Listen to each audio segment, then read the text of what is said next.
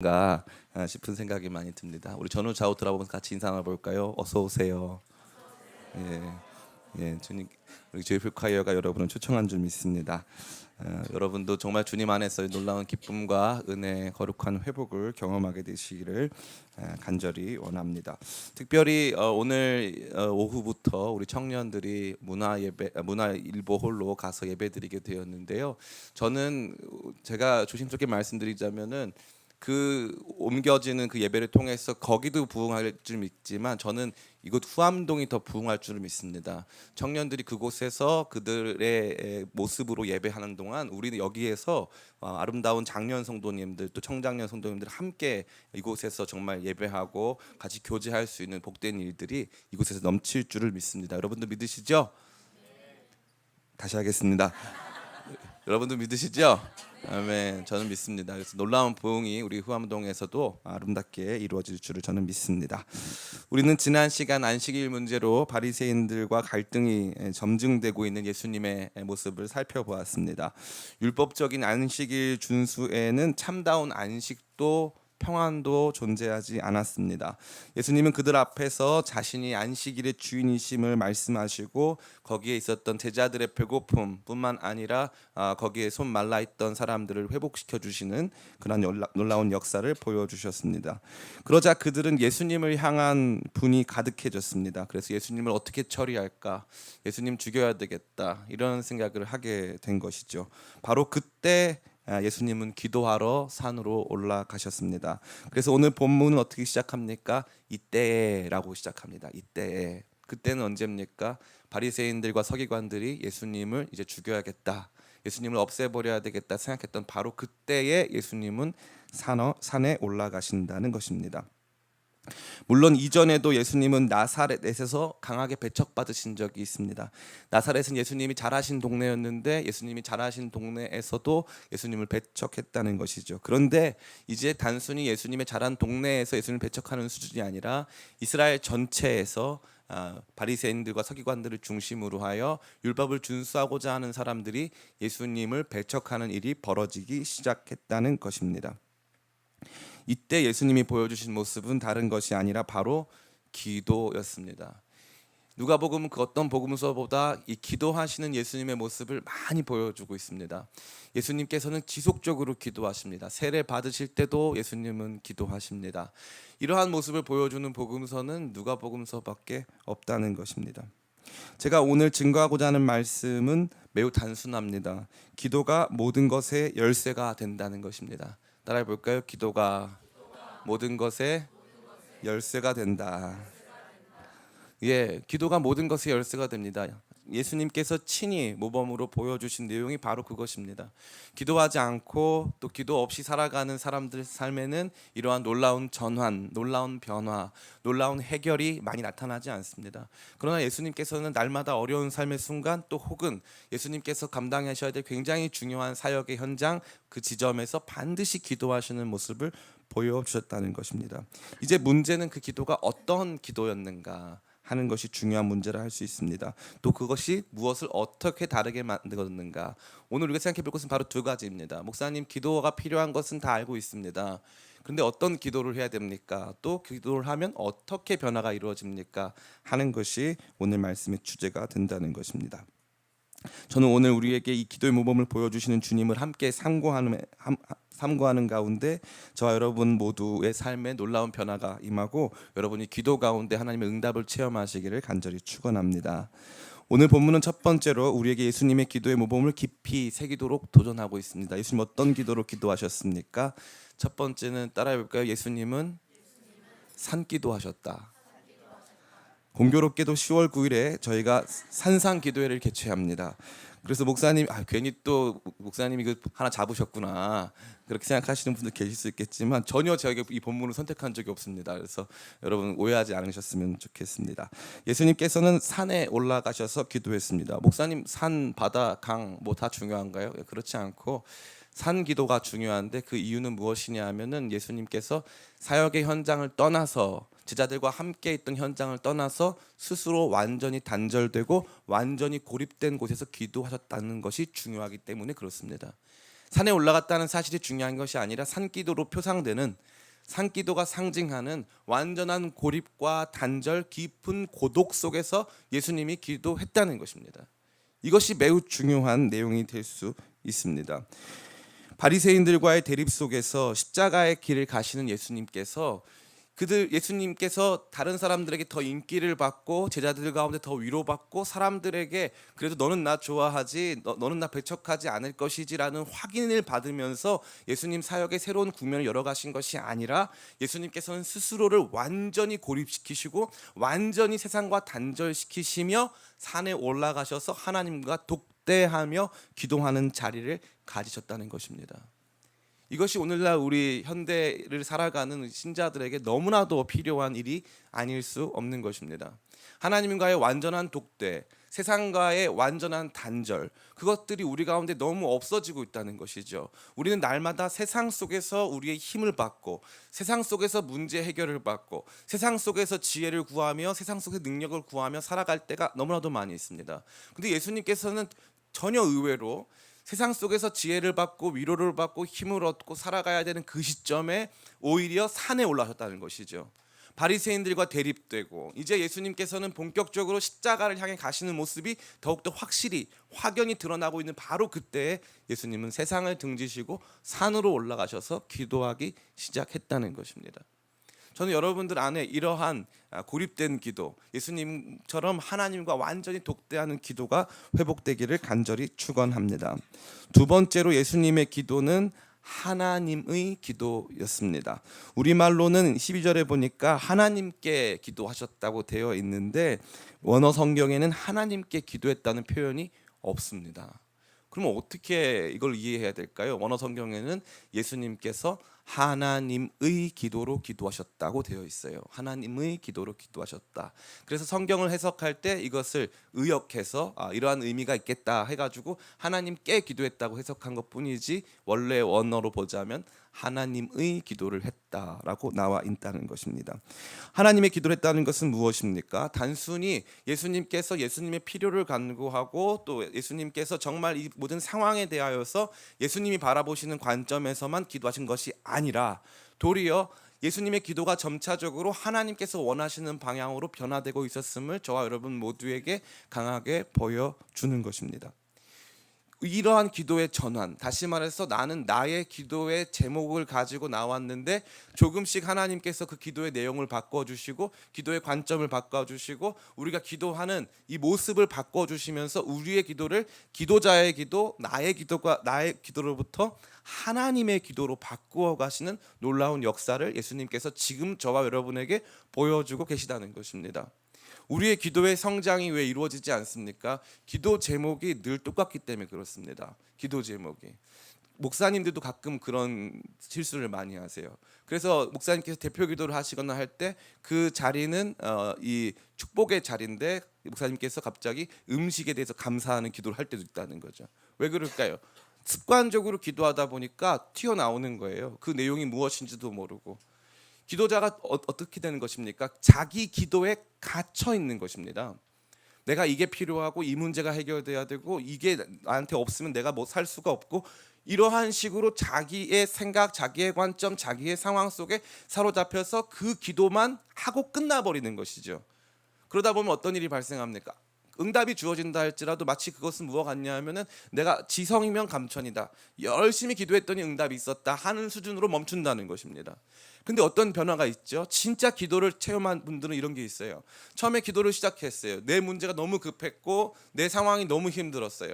그런데 이 상황이 급하고 내 문제가 너무 힘든 가운데서 막 기도하는데 하나님이 내 기도를 안 시키고 저 성도의 기도를 시킨다던가, 내 기도를 안 시키고 저 죽어가는 민족을 위해서 기도를 시킨다던가, 내 기도를 하나님께서 안 시키시고 계속 다른 사람 생각이 나서 그 사람 기도를 하는데 내 기도보다 더 뜨겁고 내 기도보다 더 간절해질 때가 있다는 것입니다. 이것이 어떤 기도입니까? 바로 하나님의 기도입니다.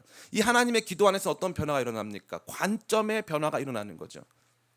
사람은요 무엇을 어떻게 보느냐가 굉장히 중요합니다.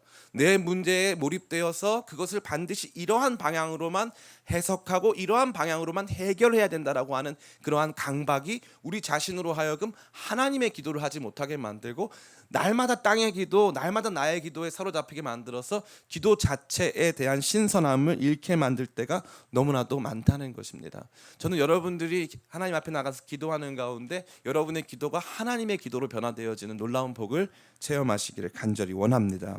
세 번째는 예수님의 기도는 따라해 볼까요? 치열한 기도. 예수님의 기도는 굉장히 치열한 기도입니다. 12절 말씀 우리 같이 한번 읽어봤으면 좋겠습니다. 같이 한번 읽어볼까요? 시작. 이때 예수께서 기도하시러 산으로 가사 밤이 새도록 하나님께 기도하시고. 아멘. 여기 보니까 뭐라고 되어 있습니까? 밤이 새도록 하나님께 기도하시고. 초대 교회사를 배우다 보면요, 한국 교회의 아주 이 역사의 한 획을 그은 길선주 목사님이라고 하는 분에 대해서 배우게 됩니다. 이 길선주 목사님은 원래부터 기독교 신자가 아닐 때부터 이 도교, 유교 이런 데 빠져가지고 새벽에도 기도하고 막 밤에도 기도하고 하던 분이에요. 그분이 최초로 한국 교회에서 새벽 기도를 이제 대대적으로 시작하셔서 한국 교회가 좋은 새벽 기도의 전통을 가지고 있습니다.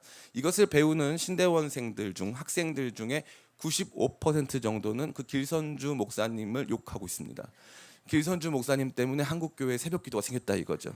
전 세계에 없는 한국 교회 새벽 기도가 길선주 목사님 때문에 생겼다. 이런 생각을 하는 분들이 아주 많이 있죠. 그러한 면으로 보자면 우리는 예수님을 탓해야 될 것 같습니다. 왜 그렇습니까? 예수님은 새벽에만 기도한 게 아니라 밤이 새도록 기도하셨습니다. 밤이 새도록. 이 부분에 대해서는 참 저와 여러분들이 할 말이 없어요. 새벽에 잠깐 나와서 기도하는 것이 습관이 되신 분들도 계시고 밤에 나와서 기도하는 것이 습관 되신 분도 계신데 한국 교회가 잃어버린 가장 큰 것은 무엇이냐면 이 철야 기도가 없어졌습니다. 철야 기도가 이름은 남았어요. 그래서 많은 교회들이 금요 기도회 때 철야 기도 흉내를 냅니다. 그래서 몇 시에 시작하죠? 보통 우리 교회는 8시에 시작하는데 많은 교회들은 9시에 시작해서 10시 반이면 다 끝납니다. 옛날처럼 밤새서 기도하는 문화, 그런 풍토는 사라진 지가 오래라는 것이죠. 예수님의 기도를 우리의 참다운 기도의 모범으로 삼는다면 우리는 적어도 철야 기도회를 만들자는 뜻이 아니라 적어도 우리의 삶의 어떤 한순간에는 밤이 새도록 주님과 씨름하고 밤이 새도록 우리의 삶의 의미를 밝혀줄 그분 앞에서 분투해야 되는 치열한 기도를 감당해야 되는 순간이 있다는 것입니다. 나는 단 한 번도 기도로 밤을 새본 적이 없다. 나는 단 한 번도 기도로 이 밤을 샐 마음조차 가져본 적이 없다 한다는 것은 사실 우리가 예수님을 따라가는 사람으로 봤을 때는 온당한 것은 아니라 할 수 있습니다. 신학교 때 기도 수업이 있습니다. 기도 수업이 있으면 이제 한 100명 정도가 이 기도 수업을 듣는데요. 참 그걸 수업으로 하니까 학생들이 참 기쁘게 하죠. 기쁘게 그걸 하는데 이제 실습이 있어요. 기도도 실습 시간이 있는데 기도 실습 시간이 되면 저 청계산 기도원에 100명이 올라갑니다. 100명이 올라가서 청계산 기도원에 이제 처음에 2시간은 그 같이 모여서 이제 기도를 하고 나머지는 바위들 올라가 가지고 또 기도하는데 가관이에요. 가보면 이제 거기 방에 숨어 있는 신학생들이 쫙 이렇게 검거되고 뭐 밤새 그들 잡으러 당기고 막 난리도 아닙니다. 수업으로 하는 철야 기도도 그렇게 힘들다는 거죠. 많은 분들이 치열한 기도를 잃어버린 지 오래입니다. 저는 이 부분에 대해서 참 안타깝게 생각해요. 물론 우리가 10월 9일에 산상 기도회가 있습니다. 산상 기도회에서 밤을 새고 기도하지는 않고 기도 시간이 매우 짧습니다. 그러나 그럼에도 불구하고 제가 여러분들에게 그 기도원까지 올라가서 하는 기도를 함께 하자라고 초청드린 중요한 이유는 무엇이냐 하면 저도 담임 목사로서 저도 여러분에게 모범을 보여야 되는 담임 목사로서 저도 삶의 문제가 생기면 기도원에 올라가서 치열하게 기도하기 때문에 여러분도 그러한 전통을 저에게까지 배울 필요는 없겠지만 우리 교회 안에 함께 확립해 가자 하는 마음으로 여러분을 그러한 치열한 기도로 초청하는 것입니다. 저는 여러분들이 이러한 치열한 기도의 능력을 체험하게 되시기를 간절히 바랍니다. 예수님께서는 산에 올라가시는 완전한 고립과 단절의 기도로, 또한 예수님께서는 자신의 기도의 제목이 아니라 점차적으로 변하시는 하나님의 기도를 체험하는 기도로, 예수님께서는 치열하게 밤이 맞도록 기도하시는 그 기도로 저와 여러분에게 온전한 기도의 모범을 보여주고 계시는 것입니다. 전 여러분의 기도가 이렇게 변화되기를 예수님의 이름으로 축원합니다. 이러한 예수님의 기도를 통해서 어떠한 일이 벌어졌습니까? 예수님의 사역이 이제 새로운 국면을 맞이하기 시작한 것입니다. 그것은 무엇입니까? 바로 12제자를 세우신 것입니다. 오늘 본문의 말씀을 같이 읽겠습니다. 13절 말씀 같이 한번 읽어볼까요? 시작. 밝음에 그 제자들을 부르사 그 중에서 12를 택하여 사도라 칭하셨으니. 아멘. 밝음에 그 제자들을 부르십니다. 예수님의 제자는 12명 이상이었습니다. 사실 예수님의 제자는 70명 이상입니다.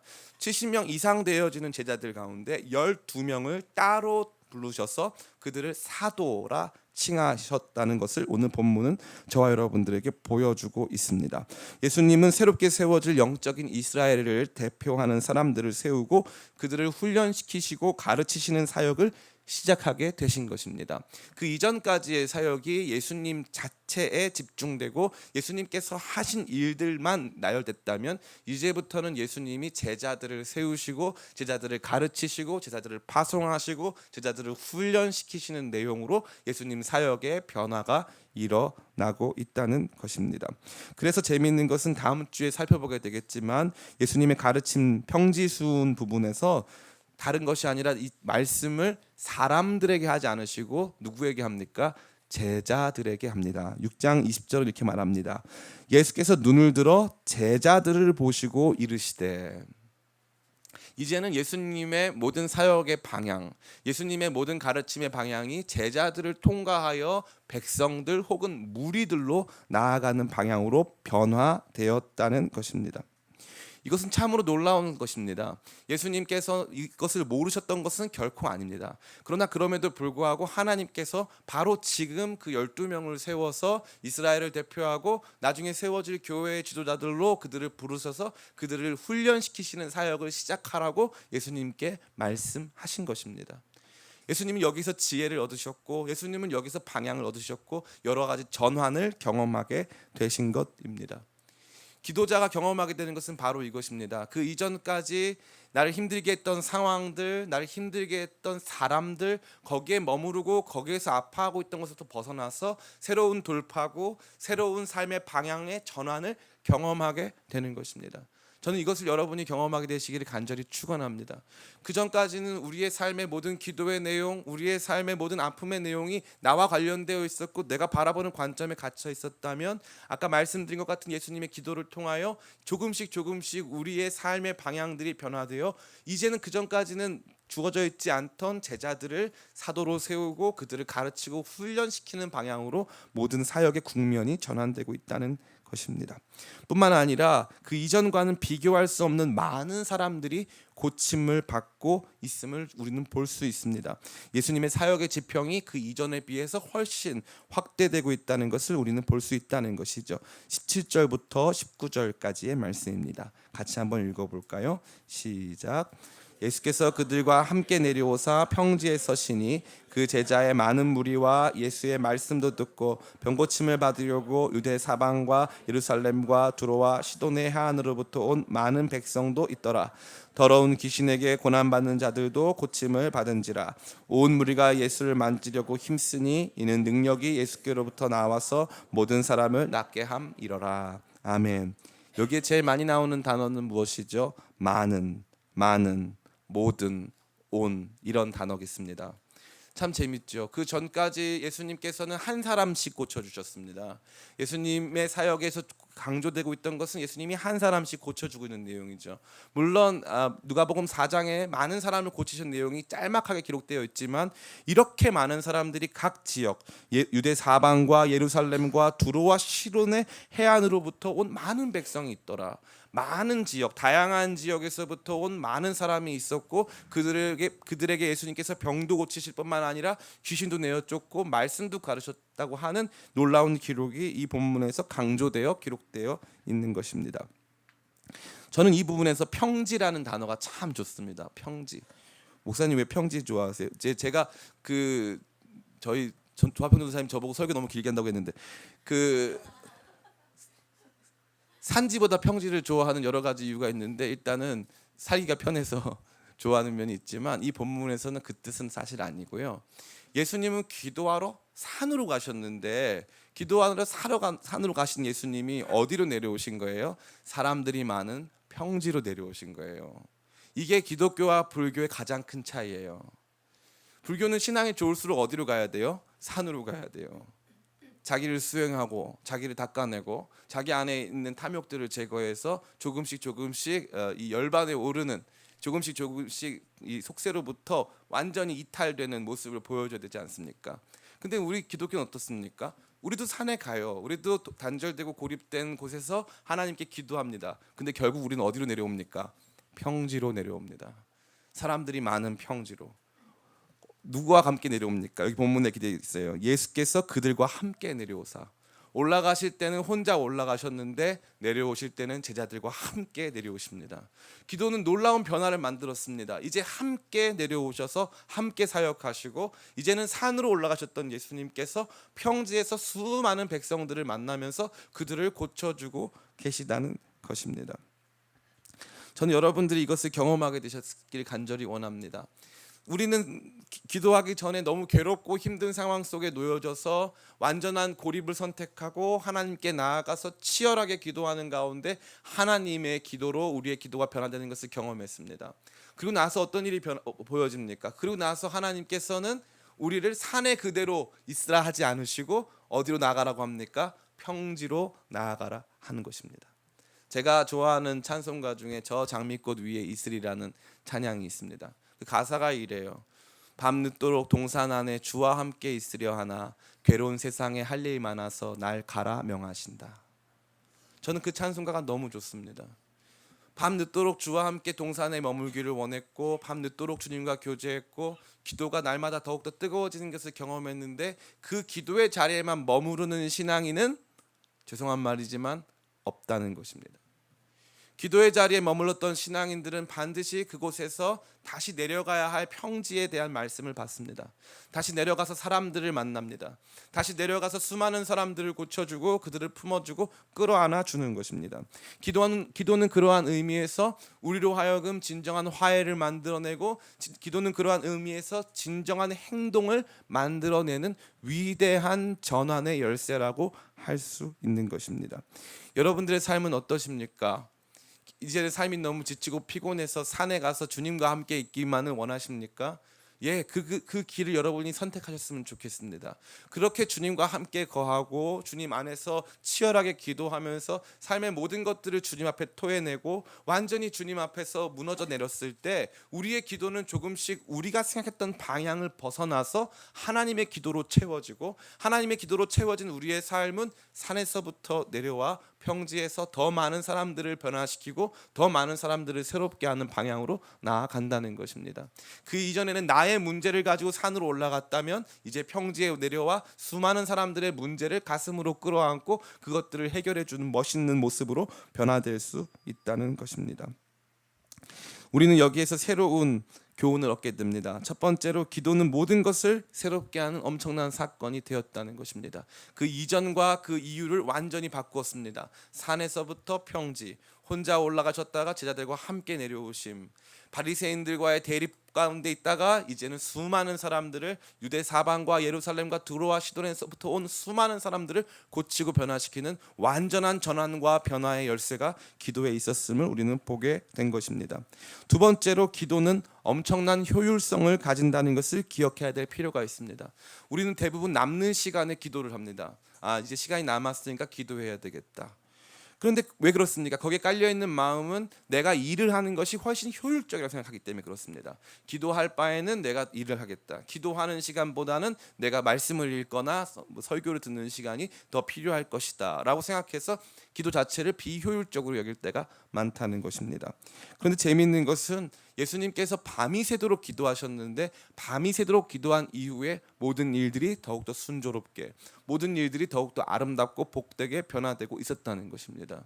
기도가 훨씬 빠르고 기도가 훨씬 정확하고 기도가 훨씬 효율적이라는 것을 이 말씀은 저와 여러분들에게 보여주고 있는 것입니다. 마지막으로 기도는 제가 앞서 설명드린 것과 같이 우리를 더욱더 강하고 멋진 행동으로 이어준다는 점을 기도할 필요가 있습니다. 산에서 시작된 기도는 평지에서의 아름다운 사역으로 놀라운 변화로 만들어지고 있다는 것입니다. 사랑하는 성도 여러분, 저는 여러분들을 진짜 이러한 기도를 체험하게 되길 간절히 축원합니다. 많은 사람들이 있는데요. 이 재밌는 게 목사님들이 해줄 수 없는 것들이 있어요. 목사님들이 해줄 수 없는 것. 그것은 무엇일까요? 그거 여러분 대신 기도해 드릴 수가 없다는 거예요. 수많은 사람들이 목사님 기도해 주세요. 기도해 주세요. 목사님들한테 기도의 공을 다 토스합니다. 그래서 본인들은 목사님이 기도했으니까 나는 기도 안 할 거야. 이렇게 되는 거죠. 그러다 보니까 어떻게 됐습니까? 그렇게 목사님이 기도하니까 난 기도 안 할 거야가 되다 보니까 체험이 없는 신앙인이 양산되는 것이죠. 체험이 없으니까 머리는 든 게 많은데 가슴은 너무 냉랭하고 아무것도 삶의 변화를 경험하지를 못하는 것입니다. 물론 기도만 있어서 가슴만 뜨거운 경우에도 잘못될 때가 아주 많죠. 그러나 그럼에도 불구하고 기본적으로 우리 안에 기도가 주는 놀라운 체험, 기도를 통해서 변화되고 역사하시는 하나님에 대한 실존적 경험이 주는 감동은 이루 말로 할 수가 없는 것입니다. 신앙생활을 10년, 20년, 30년을 했다 할지라도 기도를 통해서 하나님을 만난 적이 없고 기도를 통해서 응답을 받은 적이 없고 기도를 통해서 삶의 변화를 경험해 본 적이 없다면 오늘 이 말씀은 저와 여러분들을 그 기도의 자리로 초청하고 있는 것입니다. 이러한 말씀이 저와 여러분들에게 있어서 너무나도 중요한 것을 저는 확신합니다. 왜 그럴까요? 제가 받는 여러 가지 평가 중에 하나는 이요한 목사님은 설교 적용이 없다 이거예요. 설교 적용이 없다. 뭐냐면은 여러분 착한 일을 하세요. 여러분 이런 일이 발생했을 때는 이렇게 대처하세요라고 하는 구체적인 삶의 지침을 잘 제공해 드리지 않는다는 것입니다. 제가 이제 드리겠습니다. 기도하시기 바랍니다. 구체적인 삶의 지침을 드릴게요. 산에 올라가셔서 기도하세요. 10월 9일 날 다 같이 올라가는 일이 있습니다. 다 같이 올라가서 멀지도 않아요. 철원 가서. 그럼 몇 시간 기도합니까? 처음에 30분 같이 합심 기도하고 2시간 자율 기도 시간. 주무시든지 뭐 어디 가서 뭐 래프팅을 하시든지 밖에 나가면요 아주 좋은 카페도 있어요. 그 카페에서 커피를 놓고 기도하시든지 뭐 마음대로 하시면 됩니다. 그런 기도의 습관, 산으로 올라가는 습관, 단절시키는 습관, 핸드폰을 끄는 습관, 이러한 습관들이 우리 가운데 놓여져 있지 않으면요 신앙생활을 100번 했는데 나는 체험이 하나 없는 신앙인인 거예요. 뭐 물어보면 아는 건 많아요. 그런데 뭐 삶은 어때요? 아무 변화가 없어요. 삶은 변화가 하나 없단 말이죠. 그러고 나니까 죽은 신앙인이 양산되는 거예요. 죽은 신앙인. 죽은 신앙인들이 많은 교회는 무슨 교회다? 죽은 교회죠. 아무 일도 안 일어나는 교회. 아무 일도 안 일어나는 교회. 많은 분들이 그 생각을 하실 거예요. 이요한 목사님 같이 사역해 보니까 청년들하고 같이 사역하시니까 너무 바쁘고 뭐 이렇게 하는 일이 많고 교회가 막 변동이 많고 안정적이지가 않다. 그래야 되는 거예요. 죄송한 말이지만 교회는요 좀 자꾸 흔들어야 돼요. 그래서 이 교회의 안정감보다 계속 판을 바꾸는 게 필요한 거예요. 그래서 우리 자신이 목사님을 의식할 필요가 없어요. 하나님 앞에 서 있을 수 있도록 판이 계속 바뀌어야 돼요. 우리의 신앙의 중심이 물론 교제도 당연히 중요하죠. 서로 사랑 중요하겠죠. 그런데 우리끼리만 사랑하는 공동체는 많습니다. 동창회 가도 서로 사랑해요. 우리끼리 사랑하는 공동체는 많아요. 얼마나 많은지 말로 할 수 없어요. 얼마나 많은 동호회들이 있습니까? 산에 올라가도 산악회도 있고요. 많이 있습니다. 서로 사랑하는 공동체는 많습니다. 근데 그 서로 사랑의 중심에 십자가 사랑이 흘러야 되지 않겠습니까? 하나님을 향한 우리의 복된 마음, 사랑의 마음이 흘러야 되지 않겠습니까? 그 사랑의 마음으로부터 출발해서 서로 사랑이 이어지는 것 아니겠습니까? 근데 이 하나님을 체험하고 하나님을 사랑하게 되고 하나님의 사랑이 부어지는 역사는 기도를 통해 이루어진다는 것입니다. 받은 말씀을 가지고 성령 가운데 사로잡혀 뜨겁게 기도하기 시작할 때 우리 안에 놀라운 변화가 일어나는데 이 변화를 체험하지 못한 채 교회를 다니다 보니까 우리의 신앙이 죽고 우리 같은 사람들이 많아지니까 교회가 죽는 것입니다. 얼마나 안타깝습니까? 교회는 살아있어야 할 줄 믿습니다. 그 살아있음, 교회의 살아있음, 놀라운 변화, 새로운 12제자가 세워지고 두로와 시돈 지방, 유대 사방과 예루살렘부터 수많은 사람이 나와서 병고침을 받는 놀라운 역사는 기도하신 예수님이 산에서 내려오셨을 때 놀라운 역사가 보여진다는 것입니다. 저는 여러분이 이 기도로 우리 기쁨의 교회 새로운 장을 열어가게 되시기를 간절히 축원합니다. 여러분 삶에도 놀라운 장이 기도를 통해서 열어질 것입니다. 그동안 멈춰 있었고 기도하기 게을렀고 기도하기에 여러 가지로 우리 안에서 이 망설이고 있었던 모든 생각들을 내려놓고 치열한 기도, 삶의 시간을 떼어서 하나님께 온전히 나아가는 거룩한 기도로 우리의 기도가 조금씩 바뀌어서 하나님의 기도가 내 안에서 이루어지는 것을 경험하게 되는 저와 여러분 다 되시기를 간절히 바랍니다. 이제 말씀을 마칩니다. 예수님 참 어렵고 힘든 순간에 기도하러 올라가셨습니다. 산에 올라가셨습니다. 아무도 없는 곳에 올라가셨습니다. 거기서 밤이 맞도록 치열하게 기도하셨습니다. 그때 하나님의 기도로 기도하셨습니다. 예수님의 기도로 기도하실 수 있었지만 예수님께서 기도하시는 가운데 하나님께서 주시는 감동이 너무나도 컸고 예수님 기도하시는 가운데 하나님이 모든 것들을 다르게 보게 하셨습니다. 그 기도의 결과로 12 제자가 세워지고 그 기도의 결과로 예수님께서는 산에서부터 혼자 내려오지 않으시고 혼자 올라가는 산에서 함께 내려오셔서 수많은 사람들이 기다리고 있는 평지에서 수많은 사람들을 가르치시고 고치시고 회복시키시는 역사로 다시 한번 새롭게 시작하고 계신 것입니다. 기도는 여러분의 삶의 새로운 국면을 여는 가장 복된 열쇠인 줄 믿습니다. 그 열쇠를 손에 쥐고 다시 한번 여러분의 삶에 놀라운 변화를 경험하게 되는 저와 여러분 다 되시기를 예수님의 이름으로 축원합니다. 아멘.